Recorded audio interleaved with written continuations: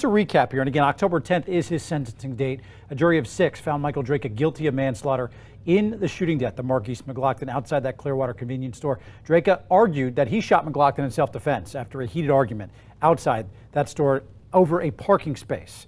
He was taken straight to jail. We'll bring any updates, of course, on air and online. We've been following this story, and we will continue to on WTSP.com. But we begin at 5 with a 2-decade sentence handed down to a man at the center of a case that's captured national attention. Good evening and thanks for joining us. I'm Wendy Ryan. And I'm Jamison Euler. Michael Drejka will spend the next 20 years in jail for that parking spot shooting.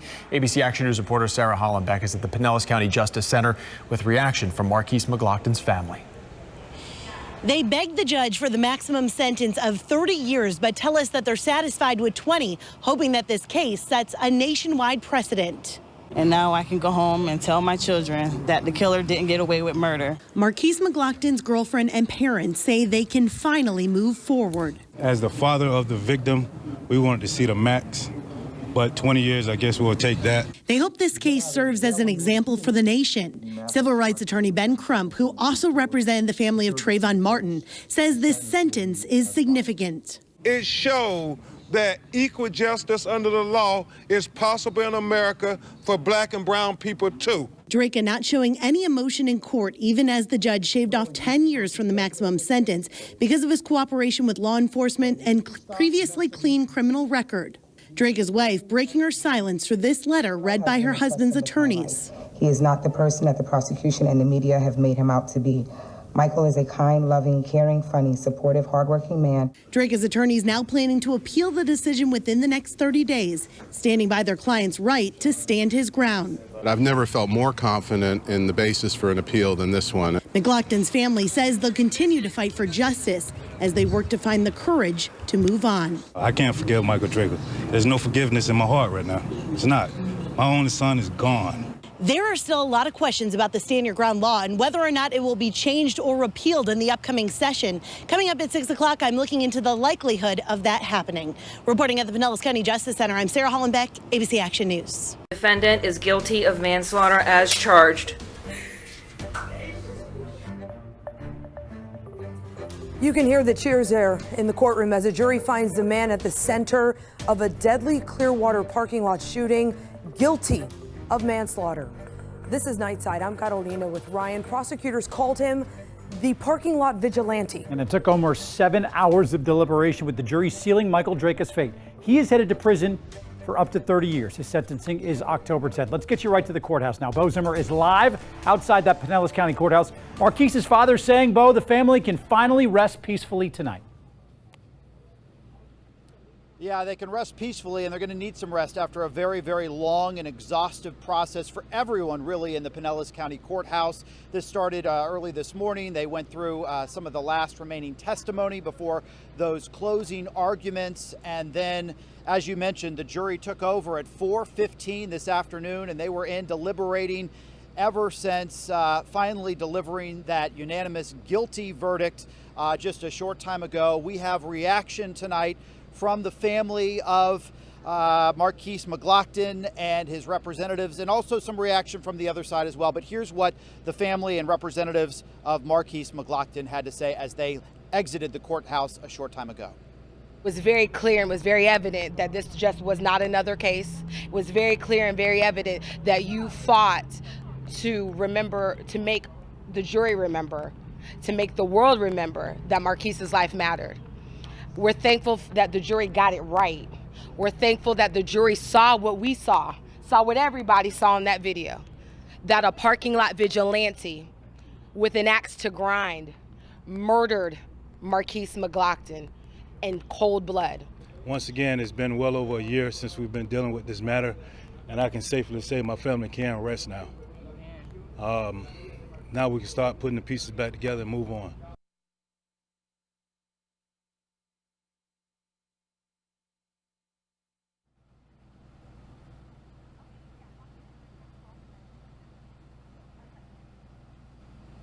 Okay, and also caught up with defense attorney John Trevina, who, of course, was representing Michael Drejka in this case. He makes it very clear that while the McGlockton family is celebrating tonight and considers this a done deal, that the Drejka team will be, of course, appealing this decision. Sentencing not scheduled until later in the fall, in October, I believe. But at least at this point, the jurors feel like they have done their job. Everyone has gone home for the night, and Michael Drejka will be spending the night tonight for the very first time in a long time in jail. Back to you guys. The justifiable use of deadly force, that came up just about an hour before. Jurors had a question about it. They had a question about it. They asked the judge about it, and they asked about how the law was interpreted and how they should interpret it. That came up just an hour before this verdict. We were not sure when it would. Yeah, we thought this would carry on into the night, and then after they got that question answered, they came to their decision. So just on Thursday, July 19, 2018, at around 3:30, I received a phone call that Markeis had been shot. He had shot, not killed. But as a mother, I knew my child was gone. The last time I physically saw Markeis was at his funeral when I kissed him one last time and closed his casket. Knowing this was my last time touching or seeing my son, I'm not sure how many parts make it whole, but I will never be whole again. And because of you, Michael Drejka, my son is now a memory. Markeis will never get to take a picture of his kids' first day of school, teach them how to ride a bicycle, attend any of his son's sporting events, or walk his only daughter down the aisle. The most hurting thing that I heard you say was during the interview when you was asked if there was anything you would change about that day, and your response was no. I don't hate you, but I would never forgive you. Without Markeis, my world can never be whole again. Our youngest two children will have no memories of their daddy. Our oldest asks me questions about him that I don't have the answers to. And as they get older, our youngest will have their questions too. I'll try to answer as best as I can, but I know I won't have all the answers either. There was only one Markeis, and they'll never know the joy of getting to know their dad. I asked myself why. Why did this happen? How could one person's anger about a parking spot turn into the man I love dying and his 4 children being left without their dad? I asked how. How could a defendant shoot an unarmed man? How does he pull out a gun and watch another man raise his arms and back away and in front of the man's family and still decide he needs to pull the trigger? The defendant's weakness, his cowardness, and his anger couldn't find a way to manage are the reason Markeis is dead. Markeis saw a man yelling at his family. He pushed that man to the ground to defend us. It didn't matter when Markeis raised his hands and backed away. The defendant still decided to shoot. His killer wasn't scared. He was frustrated because the defendant wasn't man enough to figure out the way to solve his problems. Markeis died, and my family suffers. You showed absolutely no remorse. None. But you also did another interview with Reginald Roundtree after you finally got arrested after 23 or 24 days of being free. You had the audacity to cry or show emotion because you miss your pets and your wife. I want you to know that that was a slap in my face. You deserve to die in prison. In the Bible, it says in order to get into heaven, we must forgive those who trespass against us. At this point in my life, I am not there yet. And if just so happened that the Lord chooses to take me before I come to terms with this, then I will see you in hell where you and I we will finish this. Mark my words. The owner of a convenience store at the center of a controversial shooting says his business is struggling. I'm Carolina Lead. And I'm Alex Miranda. Shooting suspect Michael Drejka is charged with manslaughter, and he's behind bars. But Nightside Sarah Rosario found some customers still aren't showing up to that store. The Circle A food store in Clearwater is a popular spot for people who live nearby. This is our neighborhood spot. And everybody around here, we love one another. Owner Ali Salou says he knows most of his customers. I know them, I see them daily, and they're good to me and I'm good to them, you know. I've known this gentleman for quite a long time, about 6 years now, and he's been nothing but, kind to everyone that I've encountered. But after a shooting here a month ago reignited Florida's Stand Your Ground debate, the mood has changed. After this whole incident happened, did you say I'm going to stop coming here, or no? Did you think about it? I thought about it, yes. you know, because it is a scary situation. You may remember the shooting happened after an argument over this parking space reserved for a disabled person. And while a month later, this memorial is growing with signs like this one that say justice for Markeis and these flowers here, the owner of this convenience store says business isn't. Surveillance video seen nationwide shows Michael Drejka shooting Markeis McGlockton, who died nearly 30 minutes later. While the Pinellas County Sheriff originally said Drejka was protected by Florida's stand your ground law, it's been a week since the state attorney charged Drejka with manslaughter. Salou says Drejka was known for haggling people at the store. I really felt good about it because he deserved it. You know, there's no reason to shoot someone just pushed you. While protests outside the store garnered nationwide attention, Salou says business has declined. Every morning when I open the store, it just reminds me of it. You know, it's upsetting, but what are you going to do? While slow for now, he's optimistic things will turn around. So I think it will get better. I wouldn't stay like this. And the regulars we spoke to say they'll keep supporting it. You know, you got to support your local business people, you know, no matter what the situation. I'm going to always come here. This is my buddy because he treats people like they want to be treated. Sarah Rosario, 10 News. Manslaughter suspect Michael Drejka's next bond hearing is set for Thursday. His lawyer says he can't afford to pay that $100,000 bond. The Florida man charged with manslaughter for shooting and killing an unarmed black man in a parking lot in Clearwater is speaking out for the first time. In an interview with our Tampa affiliate WTSP, Michael Drejka says he was afraid for his life when he was confronted by Markeis McGlockton on July 19th. Surveillance video shows Drejka allegedly berating McGlockton's girlfriend for parking in a handicapped spot. McGlockton shoved Drejka to the ground. Drejka then pulled out his gun and shot McGlockton. Authorities did not arrest Drejka for nearly a month, saying he was protected by the state's Stand Your Ground law. The law allows a person to use force to defend themselves without having to retreat first. Drejka believes he followed the law. I've had plenty of time to think about it, but as far as changing anything as events, is what you're, I don't see. I really did. No, not off the top of my head. Drejka says the shooting was not racially motivated. He also apologized to McGlockton's family. He remains in jail on $100,000 bond. We want to begin today with a 10 News alert out of Pinellas County. A trial that captured the attention of the nation came to a close today. Thank you for joining us here on Midday. I'm Allison Croft. 20 years in prison. That's the sentence just handed down a few minutes ago against Michael Drejka. The 49-year-old was found guilty just 6 weeks ago in the manslaughter death of Markeis McGlockton outside of a Clearwater convenience store. 10 News reporter Eric Glasser is live at the Pinellas County Courthouse this afternoon with details behind the sentencing. Eric?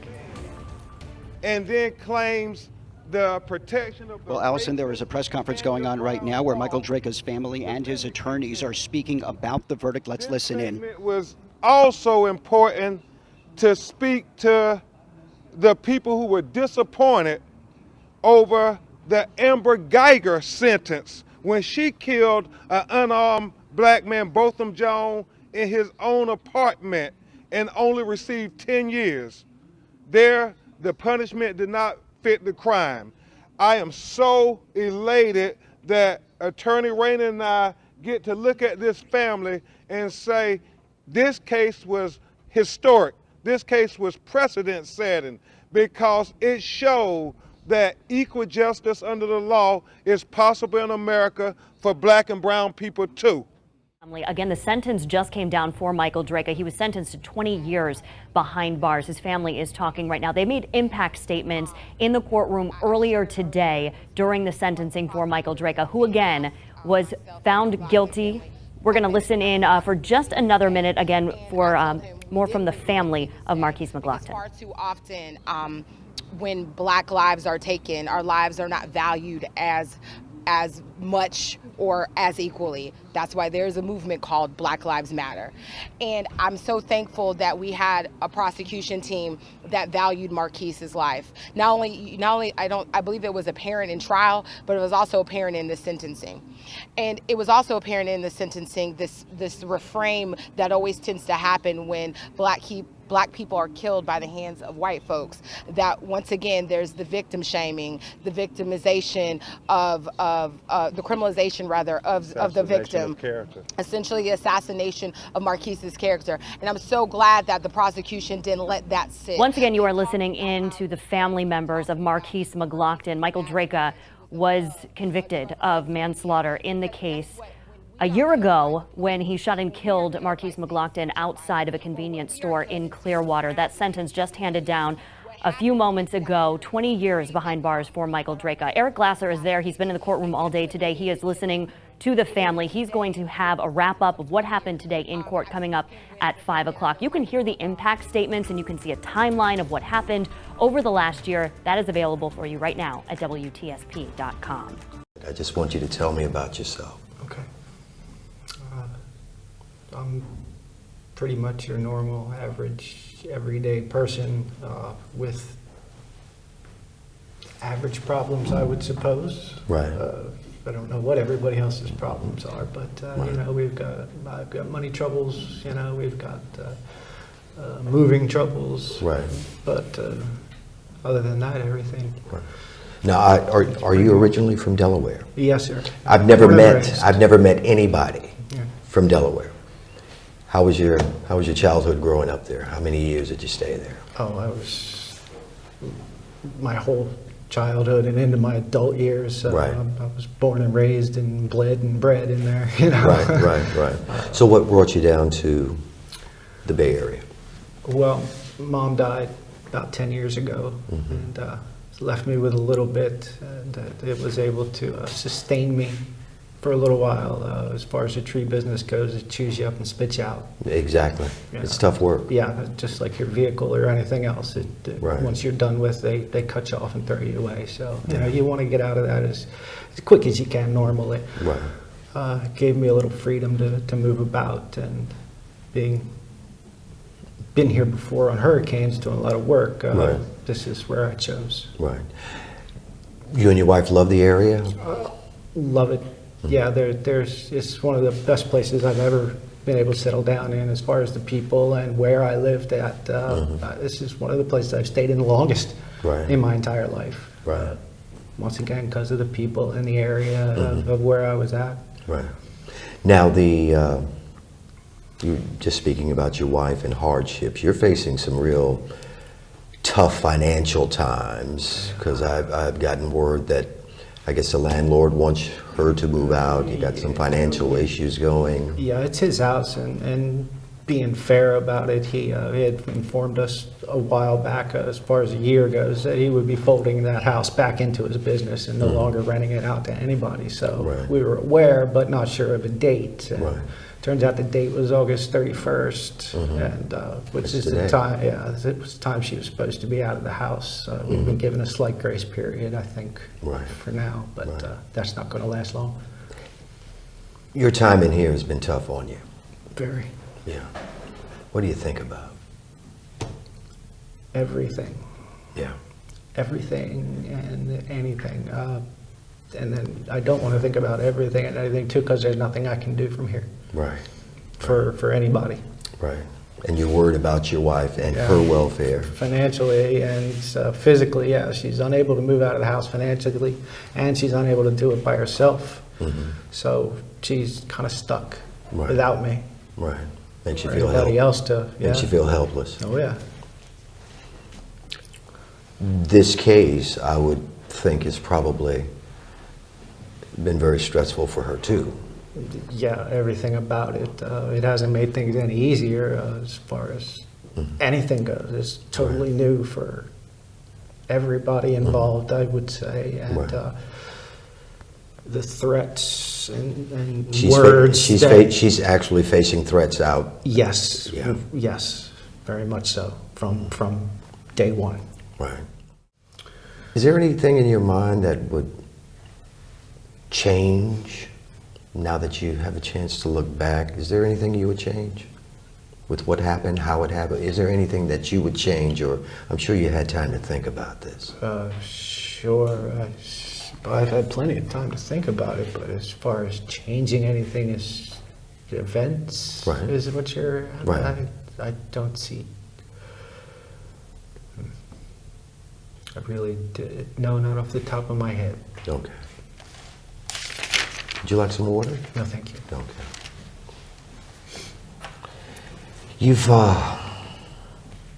We've checked, and you have no criminal history here, none. No, sir. You've had 1 or 2 run-ins, but you've never been arrested or charged with a crime or anything. On the road a lot. And right.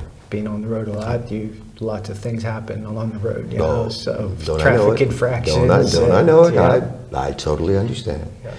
But one of the cases that, and this is coming from people that have come down to speak about the event and things of that nature, and they get the feeling that there might be a racial overtone to this incident. No, there's almost no way of that. Number one, my upbringing really prevents that from coming out of me ever. My parents weren't that way. You know, it was always try and get along with everybody. Green eggs and ham, you know, everybody's different. And I grew up during desegregation, not segregation. Okay, so it's not like was sheltered from other cultures or races, you know, from a very young age. And my professionalism beyond that prevents me from saying stuff like that anyway. So I can look you in the eye right now and ask you, yes, if you are a racist, what would be your answer? No, You do not hate black people. I do not hate anybody. You know, I don't see. I have to break it down into a person or anything. But that's what's happened. Okay, that's what it's become. Right. Something that was one thing has become something else, and that is mostly in the eyes of the beholders. I don't see how it can be any other way.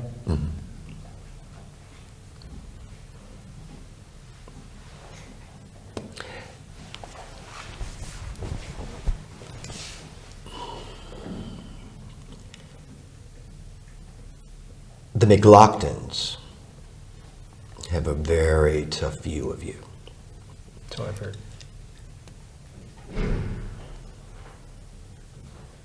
And if you had a chance to offer some type of remorse or some thoughtful thing to say to them, would you take that chance, and what would you say? I don't really think this is the place to address them directly. Right. But in your heart, though? I'm sorry. It's all I can really say to them. And thinking about it, would you accept those kind of words from someone? I don't think I would. No. You know, just to... I think there's too much hate already for me to be able to say anything that would make any kind of difference. Well, can I be honest with you? Yeah. You don't strike me as a very violent kind of person. I don't wrestle. I'm just talking to you. I'm going by what I feel and just being transparent with you. But you also strike me as a person that might get angry. Well, everybody's got a temper, I suppose. Right. About certain things? Sure, pet peeves, about this, that, and the other. Obviously, the one at the center of this whole situation these days happens to be the handicap parking spot. What is it about handicap parking? Did you have someone in your family or someone that... My high school sweetheart and I were together for a long time. Right. Okay. What was her name? What was her name? I'd rather leave All her right, out. we'll leave her out. She's deceased now. Oh, okay. There's really no reason to dredge her into this. But from 16 on, she was 16. She was involved in an accident that left her pretty much handicapped for the rest of her life, with many surgeries to follow and so on and so forth. And these days, my mother-in-law is handicapped. So it's always been a hotbed for me. It's always my whole life has always been looking for a handicap parking spot. Right. You know, and it's always touched a nerve with me. So the idea of the way they're someone abused and used. Abused and used? Yeah, the parking spots. Right. The way they're abused and used. Yeah. I mean, I thought to myself when I first got a hold of this case, I said, there's something about, and there's got to be family or someone involved, that this is a hot button for you. Everybody's got hot buttons, but this one is certainly one for you, and it's almost like it's just something that you cannot stand to happen in front of you. Well, no, of course not. And I don't usually confront people about it either. And Right. such as was in this case, I did not confront anyone. I was confronted, and I answered. Right. Which is, I think, how the argument started between the woman and I.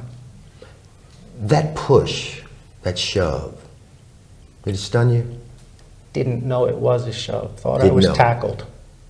It felt like I was tackled, or someone hit me from behind with something. I left my feet and slid along the ground before I was able to. Oh, Gather yes, your- I was stunned. Yeah. Yeah. There's. It seems a little more than that, but stunned is a good word, I suppose. Here's the $54 million question. Because no one else was there but you. Were you in fear for your life? Yes, sir. There was only one other person that was making a move, and that move was towards me. And coming off of what I just got up to, it was, I didn't know what was coming for me. And there's only one way to look at that. You have to be scared for it, because if you're not, and you're wrong, you know, Right. and that's that. So yeah, I was very scared, having never been confronted like that, or never been assaulted like that, if you will, ever. I'm not a physical person to begin with. I don't wrestle with people. I don't push and shove with my friends. There's none of that goes on in my life, so I'm a very hands-off type of person. Early on in this, after the incident at the convenience store, the Pinellas County Sheriff, Bob Gualtieri, backed you, refused to arrest you, said you were on solid ground with the way he viewed the law. When you heard that news, how did you feel about the case? Vindicated. You felt vindicated? Yes, sir. If the Pinellas County Sheriff says, I can't arrest him because I think he followed the law, you thought you were fine? I followed the law the way I felt the law was supposed to be followed. I cleared every hurdle that law had to put in front of me. Right. And yeah, I did feel vindicated after those statements. But then we come along to all of the protests, people speaking out, and then the Pinellas County State Attorney's Office files manslaughter charges. What did you, when you first heard that, what did you think? Number one, shocked. Number two, devastated, because I didn't hear about it until they were putting handcuffs on me. So other than that, well, angry, I suppose. Right. Yeah. Did you drive yourself to the... Oh, yes, sir. You turned yourself in? No, sir. They lied to me, and under guise of returning my property, requested me to show up at the sheriff's office to talk to the original detectives. Right. Who in turn were prepared to arrest you. Yes. So you had no idea you were about to be placed under arrest. No, sir. How does Michael Drejka hold himself together through all of this? I don't know. Sheer will right now. I don't have anything else. There's no way to hold me together. So it's my wife I'm worried about. I don't need any of this spotlight. I need to get my, it's my wife and dogs and, well, my kids really. Right. Need to get them safe out of the house. Okay. Take a breath. Okay. Good. Okay. Just ask a couple more questions. I just want to get one or two more shots.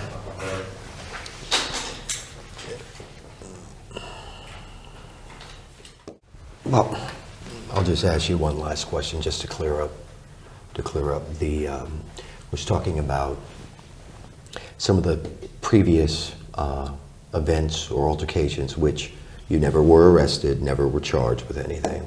One of those involved at the store, the guy driving the supply truck, where he claimed that you used the N-word against him, and that's why people are thinking that this might be racially motivated. Please clear this up. Are you a racist or not? No, sir. Not by any means. I've worked with too many people. I've met too many people in my life to be that kind of person. There's no way to survive really by being like that. It doesn't help anyone. It's you know, and to have that kind of feelings about an entire race of people seems foreign to me. Why? How could that happen? Right.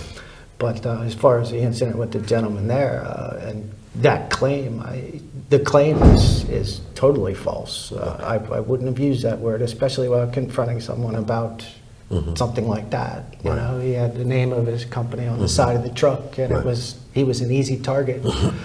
You know, for my pet peeve that day. So why would I mess that up by throwing that word in? You know, it doesn't make sense to me, other than wanting the spotlight for himself or wanting to turn people against me as it is. I don't have too many friends, so there's not a whole lot of people that know me, but everybody who does will dispute that to the end. Are you a strong supporter of gun rights, Second Amendment rights? I'm a strong supporter of Second Amendment rights in the fact that everybody deserves to feel secure in their person, no matter where they go, what they're doing, as long as they're there. Legally, of course. Right. You know, so yeah, I guess you could say I'm a big supporter of the Second Amendment, I suppose. Okay. Not overtly, you know, I'm not outspoken about it, but you know, in my heart. Right. Thank you, sir. Thank you. 20 years in prison. That's the sentence handed down today for Michael Drejka. The 49-year-old was found guilty just 6 weeks ago in the manslaughter death of Markeis McGlockton outside of a Clearwater convenience store. 10 News reporter Eric Glasser has reaction to Drejka's sentence from the Pinellas courthouse. I know in the Bible, it talks about you got to forgive those who trespass against you. But at this point in my life, I'm not there yet. And if the Lord just so happened to choose to take me before I get to that point, I guess me and Michael Drejka have to finish that in hell. The case got national attention after Drejka shot and killed McGlockton outside a Clearwater convenience store. A confrontation started with an argument over McGlockton's girlfriend pulling her car into a disabled person's space. Outside the courthouse, McGlockton's family and attorneys had mixed feelings about the sentence. And we feel that it is fair. Of course, we'd have liked to see Michael Drejka maxed out at 30 years, but we believe that 20 is fair and appropriate. We all fought hard for this day, and now I can go home and tell my children that the killer didn't get away with murder of their daddy. Michael Drejka showed no emotion as Judge Joseph Bulone sentenced the 49-year-old to 2 decades behind bars. I'm going to sentence you to 20 years in the Department of Corrections. 6 weeks earlier, a jury had convicted Drejka of manslaughter in the shooting death of Markeis McGlockton, a deadly confrontation captured on surveillance cameras. Let me say this about the video. Believe your own eyes. Drejka has 30 days to appeal. His defense attorneys say that process is already underway and that they believe they have several grounds upon which to do so. Asked about that, attorneys for Markeis McGlockton's family say they see no legal reason why either the verdict or the sentencing would be overturned in this case. Although Drejka never used a stand-your-ground defense, during his trial, the case once again put the spotlight on Florida's controversial law. Attorneys for McGlockton's family say they hope his conviction will persuade Florida lawmakers to revisit and clarify the law, which they say treats people of color unfairly. The sentence will be as follows. Mr. Drejka, I'm going to find you guilty. I'm going to adjudicate you guilty. I'm going to sentence you to 20 years in the Department of Corrections with all credit for time served, and I believe he has in 91 days, is that it? 92 days, with credit for 92 days. As I said before, court costs are $550. That includes a discretionary felony fine of $125.72, $100 for cost of prosecution, the $50 public defender application fee, a $7 charge for DNA. All those fees and costs are payable to the clerk's office. and there'll be a restitution lien of $5,000. And who would we like that to go to? The mother, the father, Brittany Jacobs?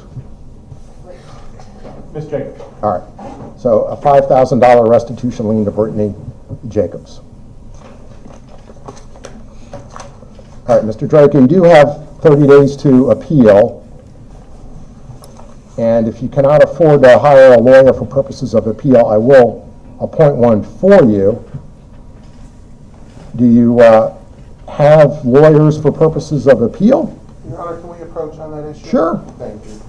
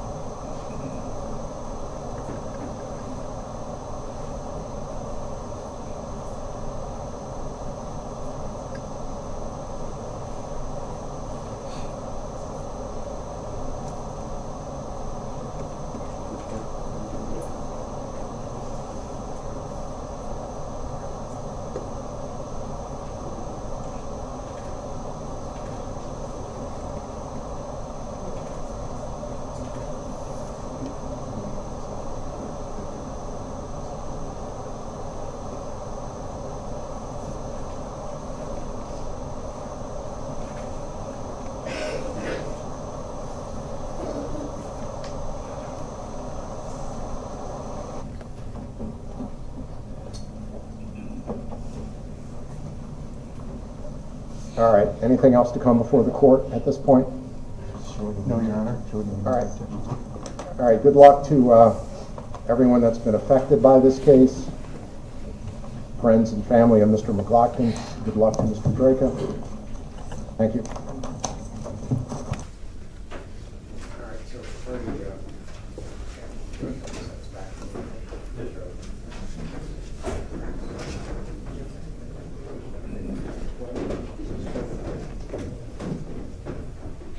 All right. Yours today.